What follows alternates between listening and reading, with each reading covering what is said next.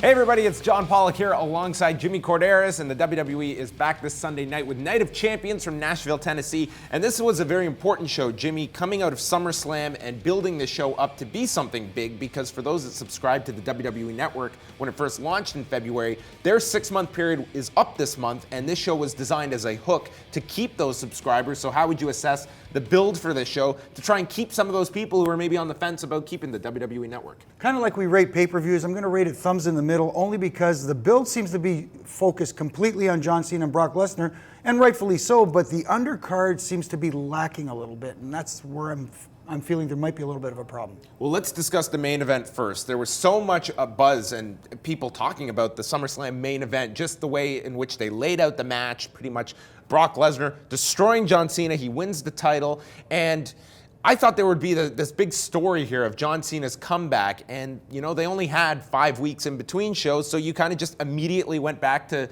John Cena. He is back to 100% and going into the rematch here. How has the main event been kind of built up, in your opinion, for this rematch? I actually like it, and the lack of Brock Lesnar on TV has not hurt it at all for one reason, actually, 2 words: Paul Heyman. Paul Heyman has kept Brock Lesnar in the forefront. Those little video packages where you see him talking candidly about John Cena, that's the real Brock Lesnar. If people who know Brock Lesnar know that that's who he is, and I like that he's being real. And even the promo that John Cena did last week where he talked about his Make-A-Wish work and all his charitable stuff, this is the first time he's actually brought it out in public, and that's the real John Cena. So you're kind of seeing the real people behind the characters, so to speak, and I like it. It's also very difficult in this day and age to have that kind of attraction where one singular entity is going to make a big difference, but certainly that is the goal with Brock Lesnar. And if you look at this here, you know, if you for whatever reason skipped out on WrestleMania, missed the Undertaker match,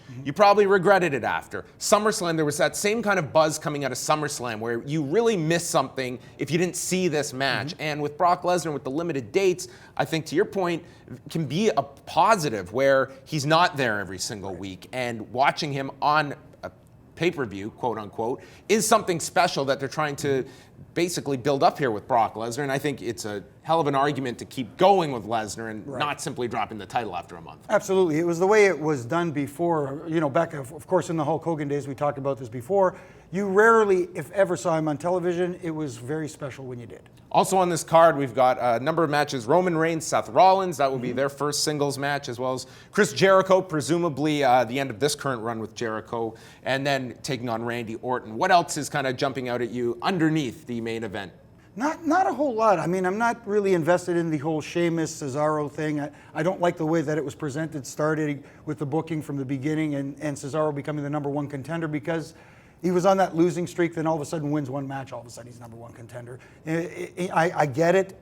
In the world of professional wrestling, sometimes logic is flawed, but that just made no sense to me. Final thing, how do you put together this main event? What comes out of the main event as you're looking towards Hell in a Cell next month? Is it simply a continuation of Lesnar, Cena going towards Hell in a Cell? Does Cena get spun off with somebody? Do we get an unexpected title change? What happens, Jimmy? I don't want to see him spun off with somebody, i.e. an interference somewhere that sets up his next program. Please don't do that. I could see Brock Lesnar winning this one, but John Cena actually having a better outing and making a good account for himself. But I don't want to see, again, some kind of shenanigans happening where Cena, where Brock, I should say, wins the match due to whatever outside interference and stuff.